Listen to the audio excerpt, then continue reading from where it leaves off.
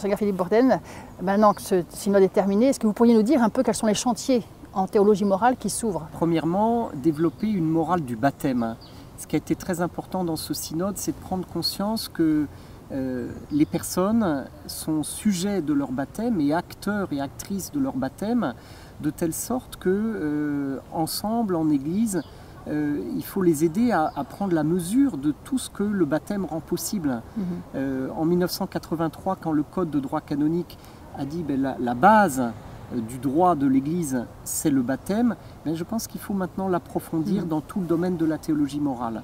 La deuxième chose, c'est une morale davantage enracinée dans l'Écriture. Alors ça, je dirais, on le sait déjà un peu, mais je pense qu'il y a une impulsion nouvelle, et notamment parce que dans l'Ancien Testament, mais aussi dans le Nouveau Testament, nous avons des tas de figures de famille qui peuvent être pas seulement des exemples, mais des motivations pour les chrétiens aujourd'hui à suivre le Christ dans la vie familiale. Pensons à la famille élargie de Jésus. Aujourd'hui, il y a beaucoup de familles en réseau, des familles élargies. Mais déjà, celle de Jésus, elle est élargie puisqu'il y a son cousin Jean-Baptiste qui naît miraculeusement dans un couple qui n'avait pas pu avoir d'enfant, donc qui a connu cette souffrance, qui a eu aussi des difficultés dans la foi. Mais pensons également à Priscille et Aquila, qui sont un couple qui accueille Saint Paul et qui participe en tant que couple marié à sa mission d'évangélisation à Corinthe. Troisième chose, c'est la conversion. Une morale de la conversion, donc pour les personnes divorcées, remariées, un chemin de conversion est proposé, et la conversion est définie dans la relation finale du synode. La conversion est définie comme une interaction entre la liberté humaine qui accepte de changer son orientation, sa vie quotidienne, et l'action mystérieuse de Dieu, de sa grâce, qui aide des personnes à se transformer. Voilà.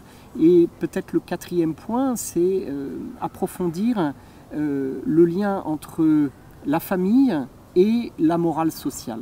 D'une part parce que les familles sont confrontées aujourd'hui, pas seulement dans les pays occidentaux, mais aussi en Afrique, en Amérique latine, en Asie, les familles sont confrontées à des situations culturelles qui ne sont pas favorables.